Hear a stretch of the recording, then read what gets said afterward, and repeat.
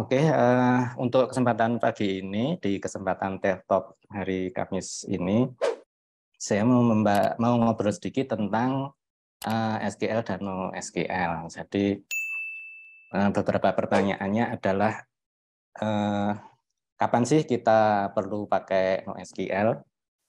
Kemudian mungkin pertanyaan berikutnya adalah apakah SQL dan MySQL itu sifatnya komplement atau substitusi?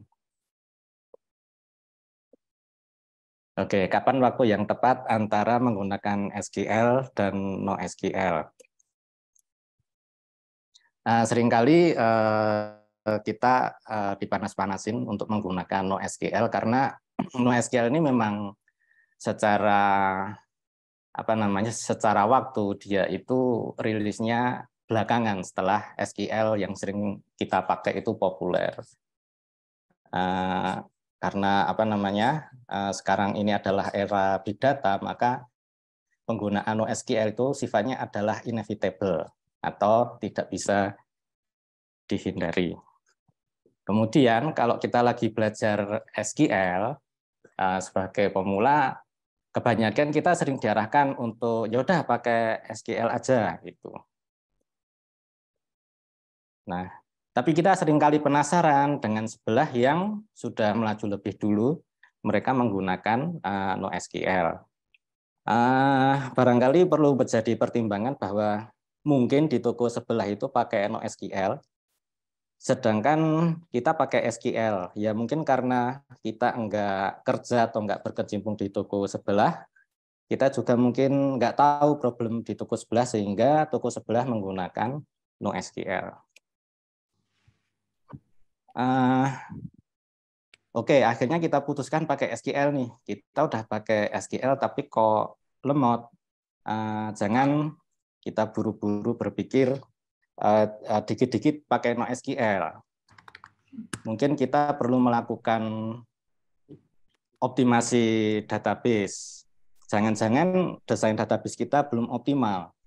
Dalam hal ini optimasi ada dua, yaitu pada desain DB-nya, kemudian pada query DB-nya. Di desain DB mungkin salah satu yang paling populer kita tahu di database SQL adalah penggunaan primary key. Sebaiknya dia bertipe integer karena secara komputasi lebih ringan. Primary key dan foreign key disarankan untuk menggunakan integer. Karena kalau menggunakan string atau tipe variabel lain yang lebih gede itu beban komputasinya cukup tinggi. Mungkin kalau kita bandingkan secara apple to apple gitu, selisihnya sedikit. Tapi kalau dia sering digunakan nanti akan ada efek replikasi atau perkalian, sehingga hal-hal yang kecil itu kalau ditumpuk-tumpuk nanti lama-lama juga menjadi cukup besar. Kemudian kalau dari sisi query DB-nya, sangat disarankan untuk menghindari query yang menggunakan subquery atau inner query. Kita lebih disarankan menggunakan join. Di level yang selanjutnya lagi ada beberapa programmer yang mereka merasakan join sudah terasa berat sehingga mereka beralih menggunakan partial join dan digantikan dengan menggunakan opsi looping.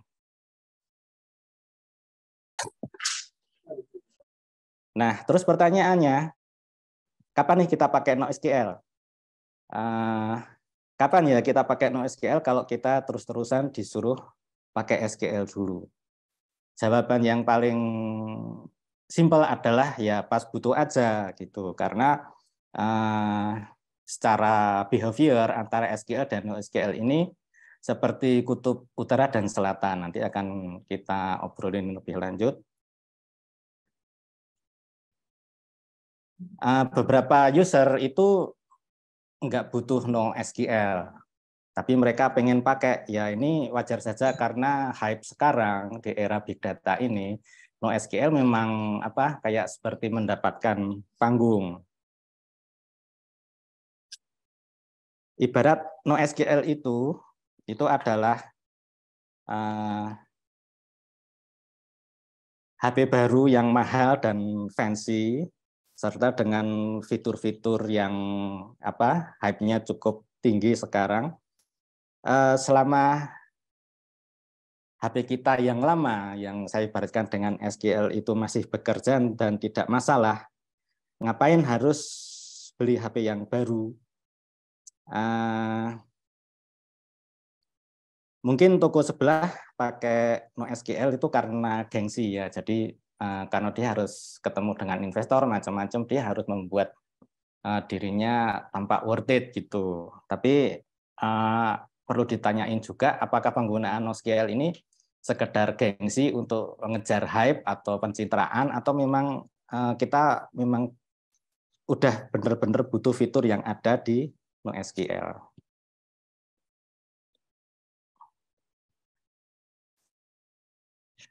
Berikutnya, NoSQL itu adalah bukan katakan tidak pada SQL ya, tapi no-nya itu adalah not only. Jadi dalam hal ini NoSQL itu sebagai komplementer atau dia memberikan fitur-fitur yang belum ada di SQL. Jadi dia bukan untuk menggantikan atau substitusi. Database NoSQL itu ada banyak dan masing-masing mempunyai tugas dan karakteristiknya sendiri-sendiri, sehingga NoSQL ini tidak bisa dipukul rata. Mereka ada banyak jenis dan berbeda dalam karakter. Yang membedakan dengan SQL adalah SQL itu masuk ke relational database. Kemudian database yang lain itu masuk ke NoSQL. Di NoSQL ini ada key value database, kemudian document database, search database, dan graph database. Artinya apa? Artinya di NoSQL itu tipe database-nya ada banyak. Nah, ini yang akan saya bicarakan dengan semua database itu mempunyai karakter sendiri-sendiri. Jadi kita harus tahu benar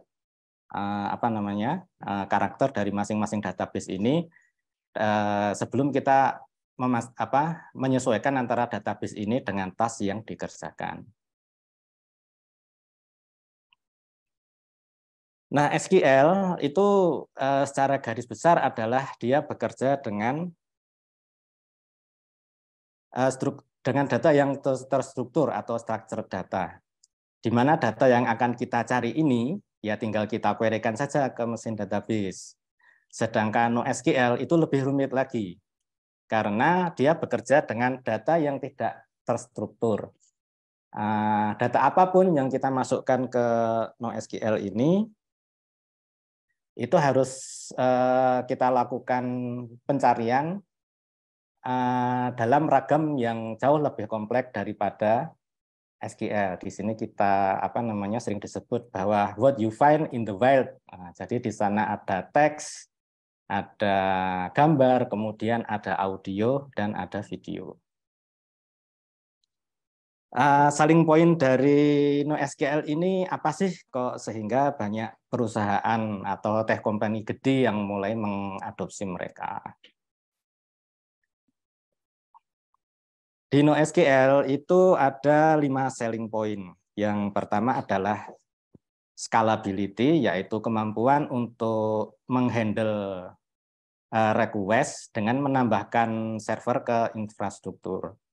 Kemudian yang kedua adalah efisien big data, yaitu kapasitas penyimpanan memang didesain untuk menyimpan data dalam jumlah besar. Kemudian tipe data ini tak struktur, karena memang salah satu gimmick dari big data ini adalah unstructured data. Kemudian yang ketiga adalah adanya partition tolerance. Di sini database NoSQL itu akan tetap dapat beroperasi meskipun koneksi antar node-nya itu tak terhubung dengan network. Jadi node-nya ini mengalami gangguan network sehingga terpartisi, namun kita tetap bisa mendapatkan respon dari NoSQL. Kemudian yang keempat adalah fast development, yaitu database NoSQL ini bisa beradaptasi terhadap perubahan environment, dia sifatnya agile, mudah untuk menyesuaikan diri terhadap iterasi perubahan yang berjalan dengan cepat. Yang kelima adalah high availability, yaitu dia tetap dapat berjalan meskipun ada interupsi atau gangguan pada servisnya.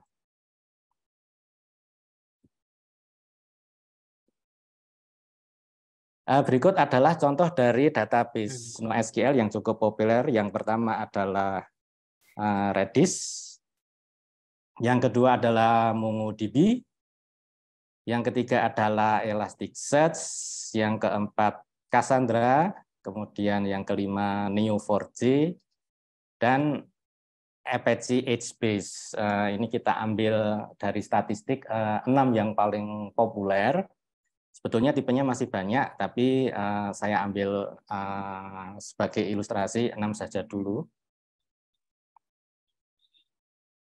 Untuk Redis, dia digunakan oleh 8.500 perusahaan, sedangkan MongoDB diadopsi oleh 4.300 perusahaan, institusi, Elasticsearch 3.760, Cassandra dipakai oleh 506 perusahaan, kemudian Neo4j ada 220 perusahaan yang menggunakannya, dan HBase ada sekitar 84. Ini statistik kalau nggak salah saya ambil dari bulan Juni 2022.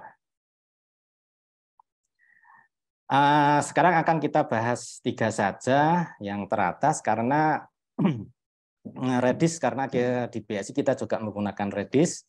Kemudian MongoDB, pertimbangannya karena dia yang paling mirip dengan SQL, pendekatannya. Kemudian yang terakhir ini adalah Elasticsearch karena kita juga pakai untuk fungsi logging. Nah, dengan banyaknya karakter ini, maka baiknya kita jangan asal pakai database-nya, karena nanti kalau ternyata kita salah menjatuhkan pilihan, proses rework-nya itu akan jauh lebih sulit. Misalnya kita udah minat sih sama Elasticsearch gitu, tapi ternyata data yang akan kita simpan itu cuma ratusan mega. Dalam hari ini penggunaan Elasticsearch untuk data yang kelasnya hanya ratusan mega itu bersifat seperti overkill ya, karena SQL pun bisa menghandle. Bahkan mungkin kalau males-malesan itu pakai Excel tuh ratusan mega juga bisa. Oke, berikutnya adalah karakter dari masing-masing database. Kita mulai dari Redis, yaitu dia bersifat key value. Kemudian aksesnya sangat cepat karena data yang ada di Redis itu disimpan di memori, beda dengan SQL yang menggunakan storage.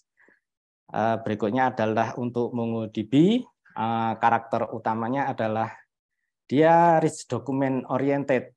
Rich document seperti yang kita sebutkan tadi, dia bisa menyimpan dokumen tanpa menggunakan struktur yang baku. Jadi database itu disimpan dalam bentuk BSON. BSON itu singkatan dari binary JSON. Jadi dia tidak terstruktur, namun secara secara kemiripan itu masih cukup mirip dengan SQL. Kalau Redis itu sangat beda karena dia cuma key value, sangat sederhana. Berikutnya ada Elasticsearch, selling point dia adalah untuk mesin pencarian dan solusi analisis.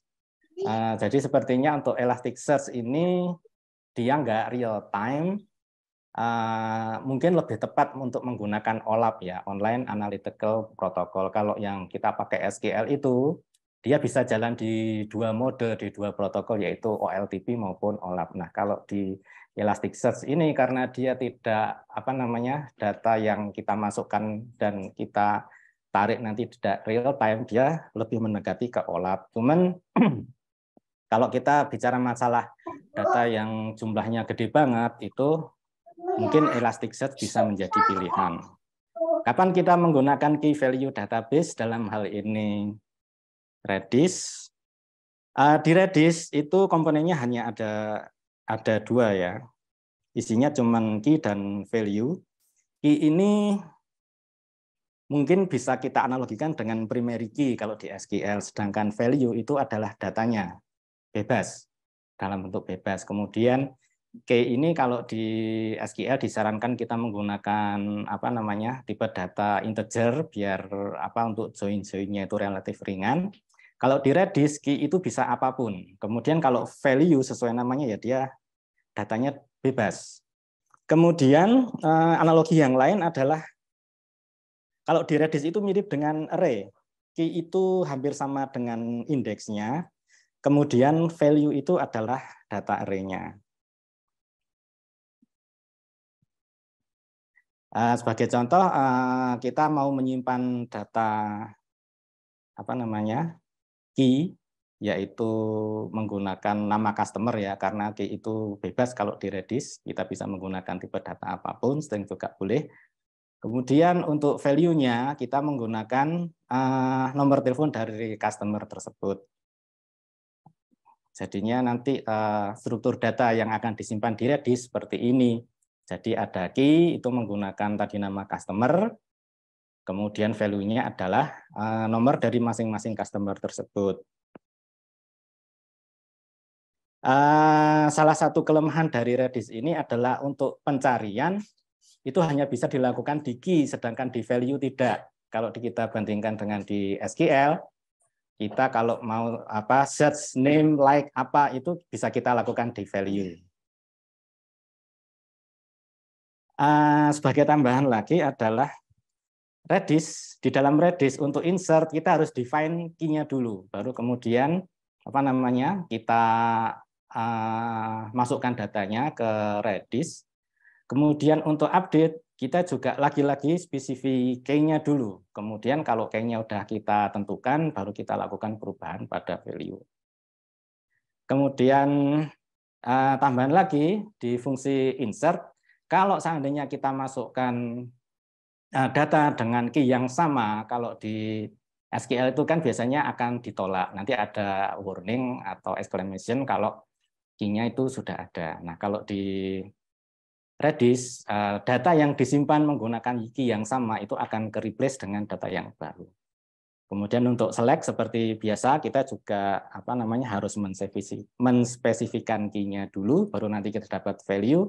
Untuk fungsi delete juga sama. Jadi dia sangat apa namanya untuk semua proses itu harus menspesifikasikan key-nya dulu.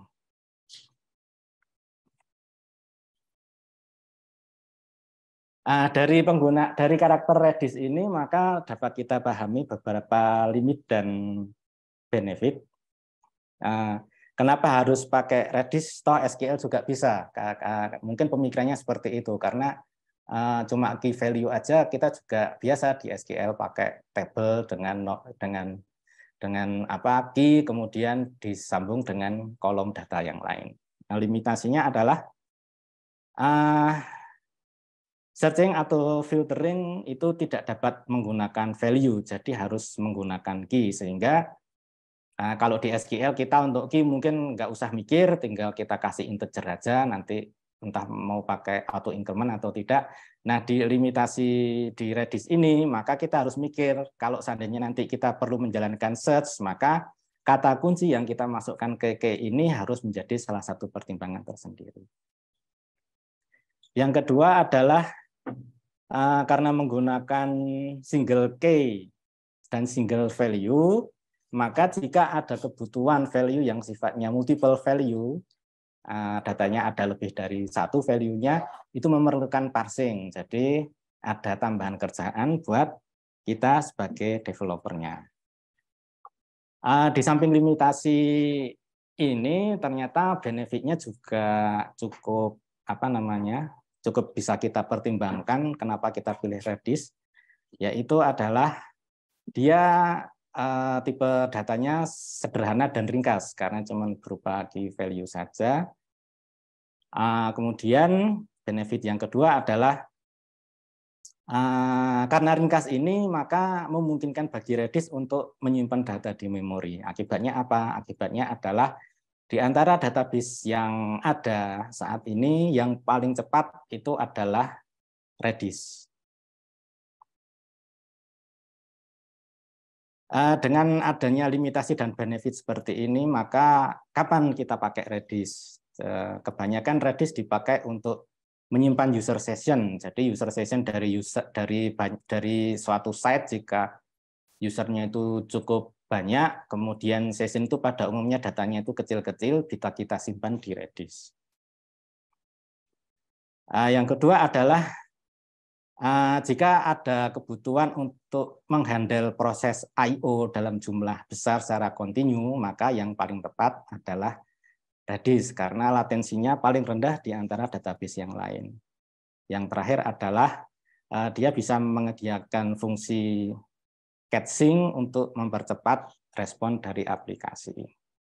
Nah, itu tadi beberapa karakter plus dan minus dari Redis. Selanjutnya kita akan ngobrolin tentang MongoDB. MongoDB ini adalah termasuk dalam ragam dokumen database. Di MongoDB, data disimpan dalam format JSON, sehingga dia sangat fleksibel. Nah, ini adalah JSON yang seringkali kita lihat. JSON ini akan disimpan mentah-mentah ke dalam MongoDB, jadi kita tidak perlu mendefinisikan struktur dan lain sebagainya. Karena data disimpan dalam format JSON, maka MongoDB bersifat sangat fleksibel. Kemudian nggak perlu bikin tabel lagi, kita nggak perlu nambah-nambah relasi, tinggal pakai aja. Yang ketiga adalah nggak punya kolom, sehingga kita tidak ada keperluan untuk alter table kalau seandainya terjadi perubahan tipe dokumen. Karena alter table kalau datanya udah banyak, bisa kemungkinan kelok juga nih, agak serem juga ini resikonya. Udah kelok, nggak bisa ngapa-ngapain. Kemudian karena dia nggak punya kolom, maka di MongoDB kita bisa nambah atribut JSON sesukanya. Karena sifat dari MongoDB yang rich document ini, struktur JSON tidak wajib sama, hanya seringkali banyak tutorial itu menyarankan agar sama, tapi dia tetap punya kemampuan atau capable untuk menyimpan data. Nah, karena dia tidak ada struktur, tidak ada tabel, maka tidak perlu join. Seringkali join ini akan memperlambat performa database pada waktu kita melakukan query jika data dan tabel yang dijoinkan itu cukup banyak dan cukup panjang. Akhirnya relasi di MongoDB itu dijalankan sebagai embedded object. Penjelasannya seperti ini. Kita punya katakanlah kita punya dua dokumen ya. Yang satu adalah parent dokumen yang isinya user. Kemudian dokumen yang kedua itu adalah alamat. Kira-kira dengan struktur datanya seperti ini. Jadi ini adalah data untuk user, kemudian satu user si fulan ini dia mempunyai dua alamat. Alamat ini akan disimpan pada dokumen yang berbeda. Jadi dia punya ID katakanlah 5758, kemudian ada foreign key di dokumen yang kedua. Ini kalau dari sisi panjang SQL ya. Nah nanti karena dia tidak bisa join, maka prosesnya di dokumen yang kedua ini akan di-embed ke dokumen yang pertama, akan di-embed ke parent-nya. Sehingga akan tertampak seperti ini. Yang pertama kali kita lihat adalah dokumen yang parent. Nah, kemudian dokumen kedua yang berisi alamat tadi itu akan disisipkan sebagai embedded object.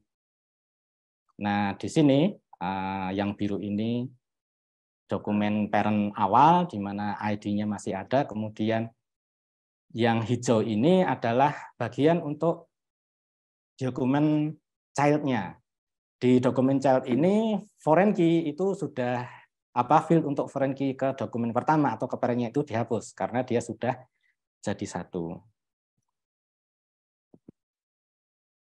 Nah, kemudian karena tadi sempat kita bahas bahwa secara konsep dia sangat mirip, maka MongoDB ini seringkali dibandingkan dengan konsep yang ada di SQL. SQL konsep dan konsep yang ada di MongoDB. Yang pertama adalah database di SQL, itu bersesuaian pula dengan database di Mongo. Kemudian table itu kalau di Mongo akan diterjemahkan sebagai collection. Berikutnya adalah row atau baris yang seringkali kita lihat di SQL, itu di Mongo, dia akan bertransformasi menjadi dokumen atau JSON-nya.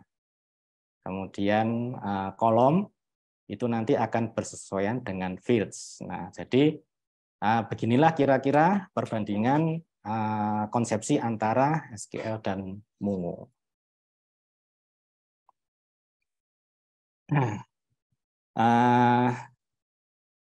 Keyword yang sangat populer dari Mongo adalah dia data disimpan dalam bentuk JSON. Kemudian karena dia disimpan dalam bentuk JSON, otomatis tidak perlu struktur sehingga tidak ada kolom. Karena tidak ada table, tidak ada kolom, maka tidak ada kebutuhan untuk join. Dan berikutnya adalah rich document. Jadi rich document ini untuk tipe data yang yang sama, itu formatnya bisa berbeda.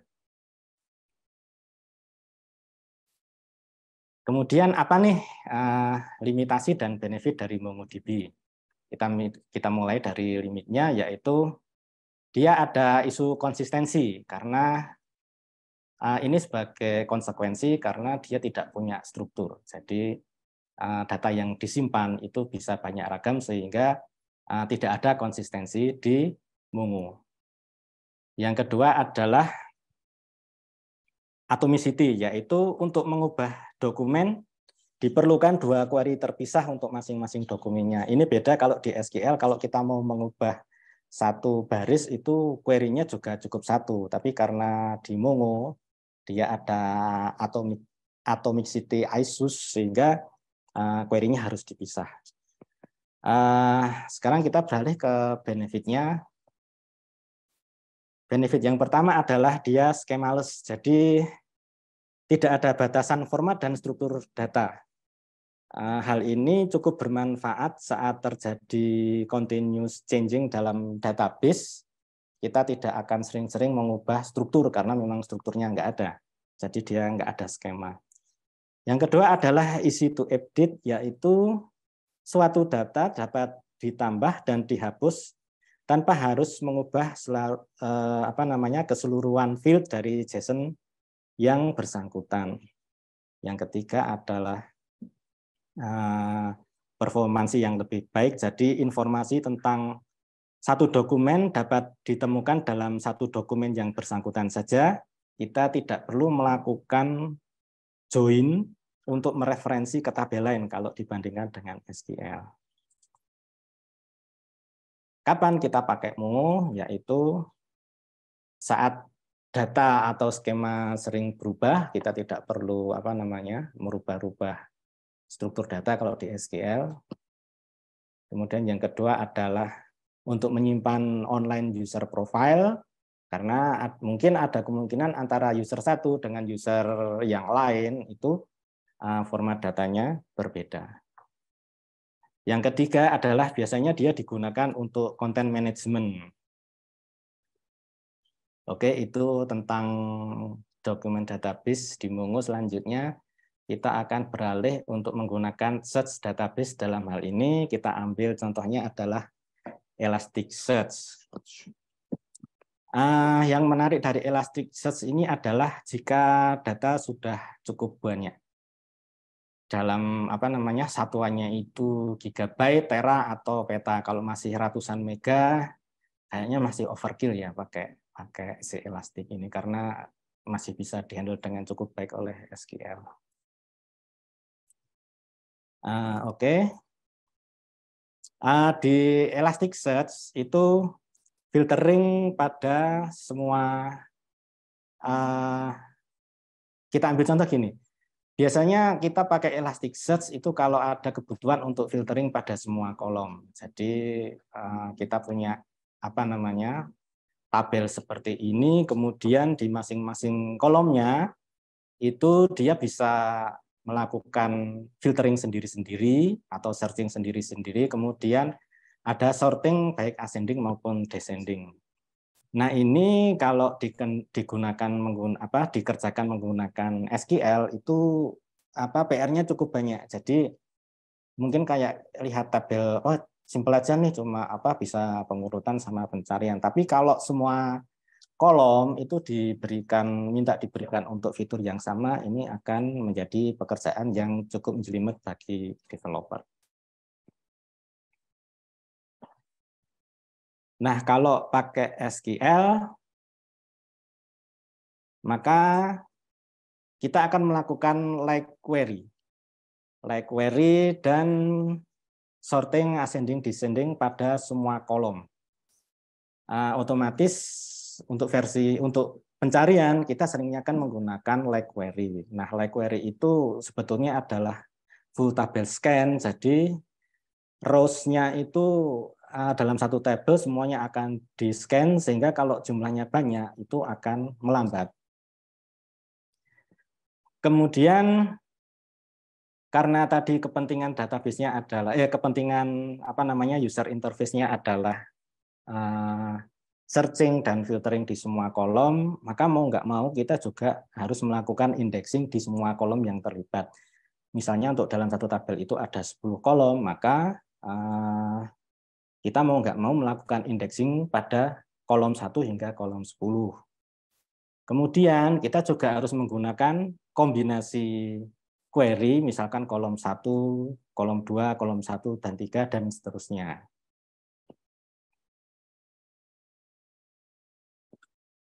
Nah, kalau dikerjakan menggunakan Elasticsearch, maka dia akan memberikan fasilitas yaitu auto indexing. Kita nggak perlu mikirin indeks seperti di SQL, karena indeks di Elastic itu akan dibuat secara otomatis manakala kita menginsert satu data. Kemudian dia juga punya text analysis. Contoh text analysis ini adalah case study, misalkan penempatan titik pada email. Jadi penempatan titik pada email nanti akan, kalau menggunakan SQL itu kalau untuk query-nya salah meletakkan titik itu nanti akan memberikan result yang tidak seperti kita harapkan. Tapi kalau menggunakan search analysis ini, itu dia di beberapa hal masih bisa mengabaikan, sehingga kalau kita salah meletakkan titik di dalam email itu masih bisa ditampilkan oleh Elasticsearch. Tinggal nanti di hasilnya itu terserah pada kita mau kita pilih yang mana. Berikutnya adalah similarity. Jadi di similarity ini kalau kita masukkan teks yang sedikit-sedikit tipe gitu, bisa dianalisis sama dia untuk teks yang sebetulnya itu seperti apa gitu. Bisa di-replace. Kemudian ada fungsi tokenizer, yaitu kalau kita punya string yang panjang itu bisa dipotong-potong dalam dalam beberapa teks kecil, kemudian diberikan pembobotan sehingga untuk searching-nya lebih ringan. Selanjutnya adalah asynchronous indexing, yaitu data yang kita masukkan ke Elasticsearch ini sifatnya tidak real time, karena pada saat inserting maka akan ada proses asinkron untuk indexing data pada teksnya. Nah, ini adalah beberapa keunggulan dari Elasticsearch. Jadi kita pakai Elasticsearch ini kalau untuk kebutuhan utamanya adalah kebutuhan analisis, ya, dia kurang tepat untuk proses transaksi, jadi dia lebih sesuai untuk proses OLAP, Online Analytical Protocol, dan data yang ditampung oleh dia dalam jumlah yang cukup besar, misalkan untuk mengelola logging sistem server dan sebagainya, itu lebih cocok menggunakan Elasticsearch. Kemudian berikutnya adalah ada CAP theorem, yaitu C-nya itu konsistensi, A-nya availability, Dan P-nya itu adalah partition atau tolerance. Nah, kira-kira seperti ini. Jadi di database itu ada 3 aspek yang harus kita pertimbangkan untuk memilihnya. Jadi tas saya seperti apa sih, goal-nya itu harus kita pertimbangkan dari ketiga aspek ini. Jadi ini kayak kayak kalau kita mau milih kita jomblo terus mau milih pasangan tuh kriterianya apa gitu. Mungkin kita kriteria idealnya itu ada 3 juga, yaitu cakep, pinter, dan baik. Itu kriteria ideal. Tapi pada umumnya yang pasangan yang kita dapatkan itu cuma bisa 2 kriteria aja. Misalkan kalau dia cantik dan dia cakep, belum tentu baik, mungkin galak, dan sebagainya. Nah, di database itu juga mirip seperti ini.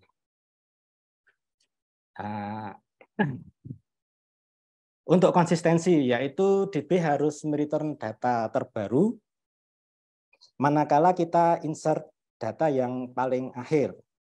Nah, ini tidak bisa dipenuhi oleh Elasticsearch karena ada proses asynchronous indexing seperti tadi.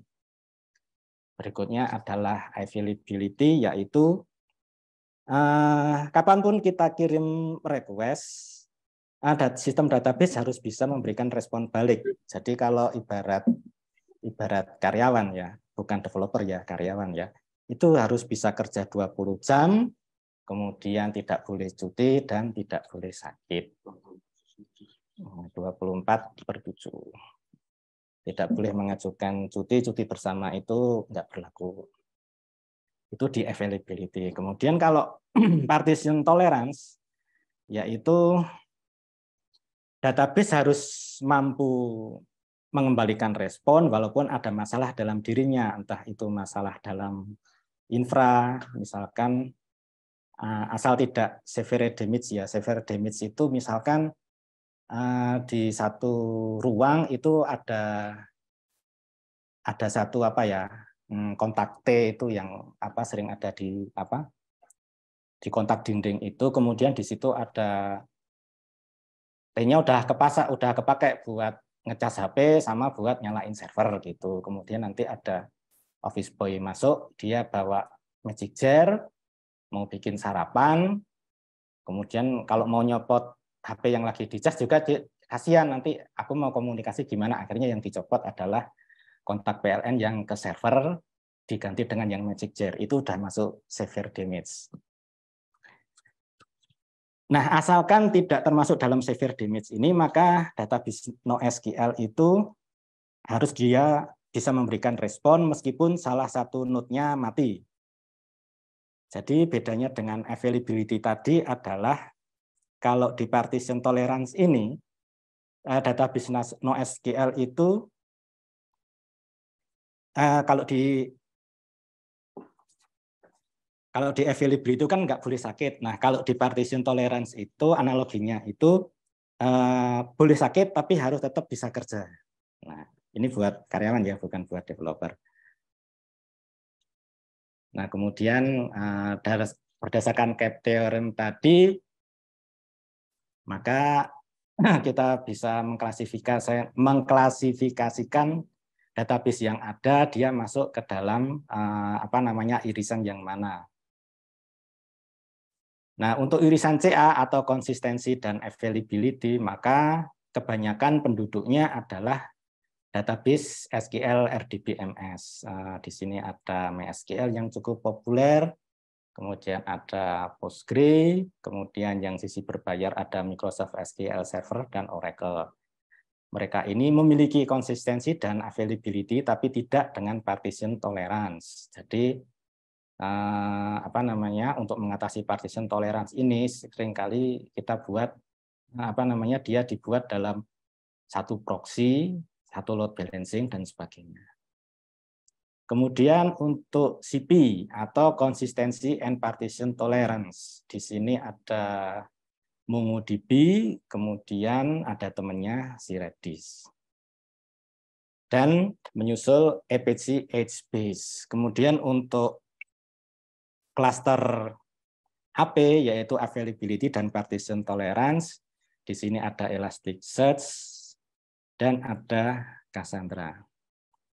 Nah, oke, berdasarkan ngobrol panjang kita tadi itu, maka bisa ditarik beberapa benang merah, yaitu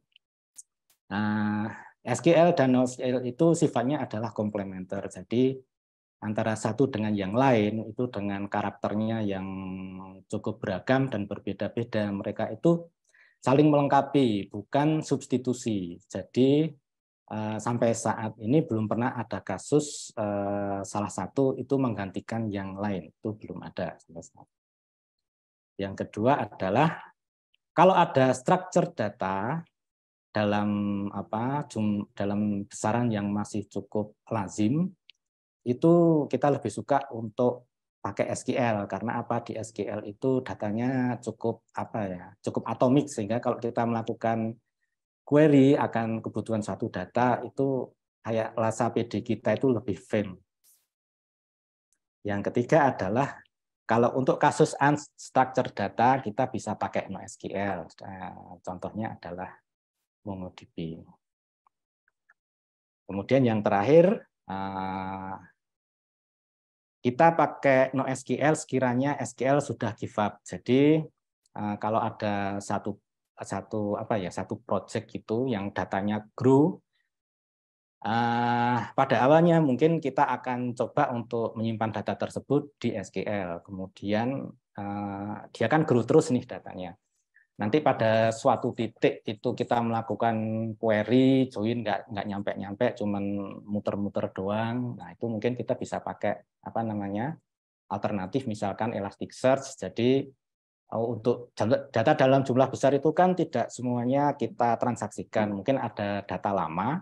Nah, data lama ini bisa kita pindahkan dari SQL ke Elasticsearch untuk nanti di Elasticsearch dia bisa menyimpan data lama dalam jumlah yang gede gitu, sehingga bisa kita lakukan bisa kita lakukan analitik di sana. Kita bisa bikin OLAP misalkan untuk DSS atau Decision Support System. Jadi kita punya bisa menganalisis histori dari transaksi-transaksi yang kemarin ada di data NoSQL. Jadi perlu semacam cut time, kapan data ini selesai ditransaksikan dan tidak akan ada transaksi lagi, dipindahkan ke Elasticsearch.